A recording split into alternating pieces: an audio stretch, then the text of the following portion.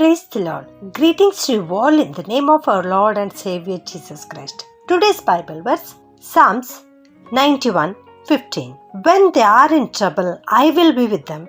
ಕೀರ್ತನೆಗಳು 91:15 ವಚನ.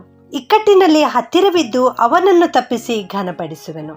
ಸತ್ಯವೇದದಲ್ಲಿ ಅನೇಕ ವಾಗ್ದಾನಗಳಿವೆ ಪ್ರಿಯರೇ.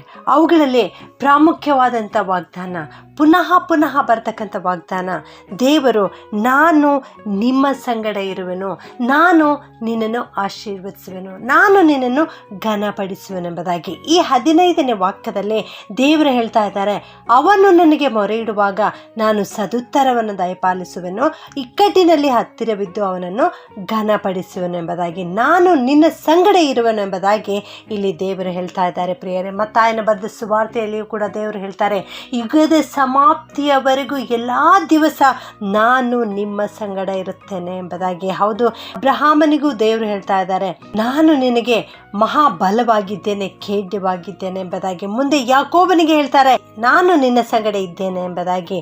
ಹೌದು, ಮುಂದೆ ಏಷಾಯ ಪ್ರವಾದಿಯು ಬರೀತಾನೆ, ಒಂದು ಮಗು ಹುಟ್ಟುತ್ತದೆ, ಆ ಮಗುವಿನ ಹೆಸರು ಇಮ್ಮಾನುವೇಲ್ ಎಂಬುದಾಗಿ. ಇಮ್ಮಾನುವೇಲ್ ಎಂದರೆ ದೇವರು ನಮ್ಮ ಸಂಗಡ ಇದ್ದಾನೆ ಎನ್ನುವ ಅರ್ಥ ಪ್ರಿಯರೇ. ಮುಂದೆ ಸುವಾರ್ತೆಗಳಲ್ಲಿ ನಾವು ನೋಡ್ತೇವೆ, ಒಂದು ಮಗು ಜನಿಸಿತು, ಏಸು ಕ್ರಿಸ್ತನು ಜನಿಸಿದನು, ಆತನ ಹೆಸರು ಇಮ್ಮಾನುವೇಲ್ ಎಂಬುದಾಗಿ ಹೆಸರಿಟ್ಟರು.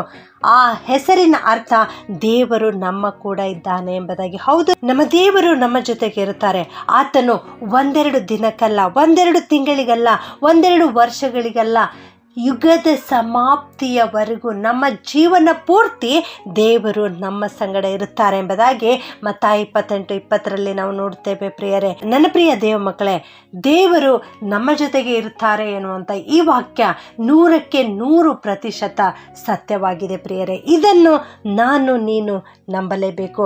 ನಮ್ಮ ಕರ್ತನಾದ ಯೆಹೋವನು ನಮ್ಮ ಸಂಗಡ ಇರುತ್ತಾರೆ, ಯಾವಾಗಲೂ ನಮ್ಮ ಸಂಗಡ ಇರುತ್ತಾರೆ. ಯಾವಾಗ ನಮ್ಮ ಸಂಗಡ ಇರುತ್ತಾರೆ ಅಂದರೆ, ನಾವು ಒಳ್ಳೆ ಕಾರ್ಯಗಳನ್ನು ಮಾಡುವಾಗ, ಒಳ್ಳೆ ಸ್ಥಳಗಳಿಗೆ ನಾವು ಹೋಗುವಾಗ, ಒಳ್ಳೆಯದನ್ನು ಆಲೋಚನೆ ಮಾಡುವಾಗ ದೇವರು ನಮ್ಮ ಸಂಗಡ ಇರ್ತಾರೆ. ಆದರೆ ಕೆಲವೊಂದು ಸ್ಥಳಗಳು ಕರ್ತನು ಬರದಂತಹ ಸ್ಥಳಗಳಾಗಿವೆ, ಕೆಲವೊಂದು ಆಲೋಚನೆಗಳು ಕರ್ತನು ಇರದಂತಹ ಆಲೋಚನೆಗಳಾಗಿವೆ. ಅಂತಹ ಆಲೋಚನೆ ನಾವು ಮಾಡುವುದಾದರೆ ದೇವರು ನಮ್ಮ ಸಂಗಡ ಇರುವುದಿಲ್ಲ.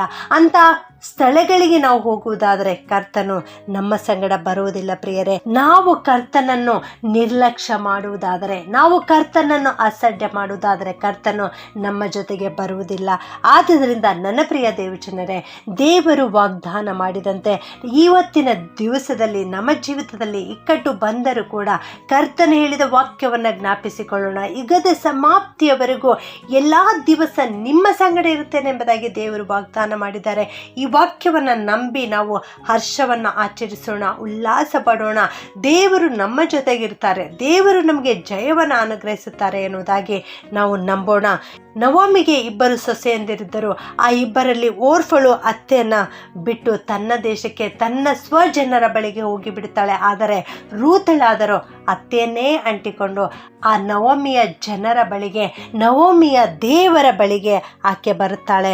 ರೂತಳು ಇಸ್ರಾಯೇಲ್ ದೇವರನ್ನ ದೃಢವಾಗಿ ಹಿಡಿದುಕೊಂಡದ್ರಿಂದ ಆಶೀರ್ವಾದವನ್ನು ಸ್ವತಂತ್ರಿಸಿಕೊಂಡಳು ಪ್ರಿಯರೇ.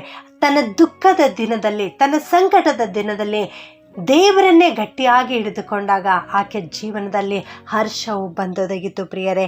ಯೋಬನ ಜೀವಿತದಲ್ಲಿ ದುಃಖ ಬಂದಾಗ ಅವನ ಬಂಧು ಮಿತ್ರರೆಲ್ಲರೂ ಬಿಟ್ಟು ಹೋದರು, ಅವನ ಸೇವಕರೆಲ್ಲರೂ ಬಿಟ್ಟು ಹೋದರು, ಅವನ ಹೆಂಡತಿಯೂ ಕೂಡ ದೇವರನ್ನ ದೂಷಿಸಿ ಸಾಯಿ ಎಂಬುದಾಗಿ ಹೇಳಿದಳು. ಈ ಲೋಕದ ಜನರೇ ಈ ರೀತಿ ಕೇವಲ ಸಂತೋಷದಿಂದಿರುವಾಗ ಮಾತ್ರ ಜನರು ಬರುತ್ತಾರೆ, ಹಣವುಳ್ಳವರ ಹತ್ತಿರ ಮಾತ್ರ ಜನರು ಬರುತ್ತಾರೆ.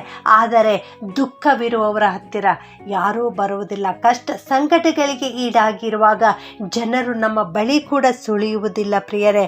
ಇಲ್ಲಿ ಯೋಬನ ಬಳಿ ಯಾರೂ ಬರದಿದ್ದರೂ ಕೂಡ ನಮ್ಮ ಕರ್ತನು ಅವನ ಹತ್ತಿರವೇ ಇದ್ದರು.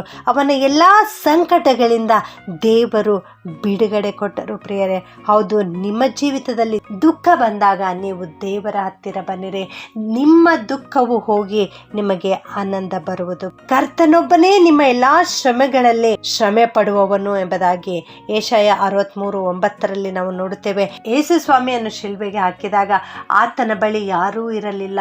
ಶಿಷ್ಯರು ಕೂಡ ಆತನನ್ನು ಬಿಟ್ಟು ಓಡಿ ಹೋದರು. ಆದರೆ ಯೇಸು ಕ್ರಿಸ್ತನು ಈ ಲೋಕದಲ್ಲಿರುವಾಗ ಅನೇಕ ಮಹತ್ ಕಾರ್ಯಗಳನ್ನು ಮಾಡುವಾಗ ಅನೇಕರಿಗೆ ಕಣ್ಣಿಲ್ಲದವರಿಗೆ ಕಣ್ಣು, ಕೈಕಾಲಿಲ್ಲದವರಿಗೆ ಕೈಕಾಲುಗಳನ್ನು ಕೊಟ್ಟರು, ಸತ್ತಂದವರನ್ನು ಎಬ್ಬಿಸಿದರು, ಹಸಿವೆಯಿಂದ ಬಳಲುವಂಥವರಿಗೆ ಊಟವನ್ನು ಕೊಟ್ಟು ತೃಪ್ತಿಪಡಿಸಿದರು.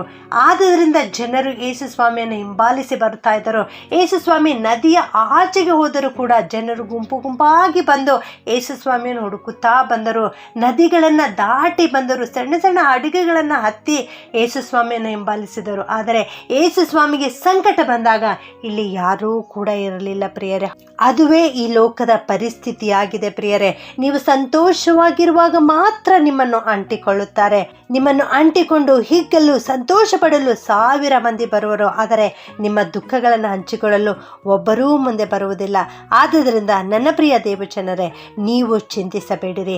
ಯಾರು ನಿಮ್ಮೊಂದಿಗೆ ಇದ್ದರೂ ಇಲ್ಲದಿದ್ದರೂ ಚಿಂತೆ ಇಲ್ಲ. ಕರ್ತನು ಮಾತ್ರ ಯಾವಾಗಲೂ ನಿಮ್ಮ ಸಂಗಡ ಇದ್ದಾರೆ.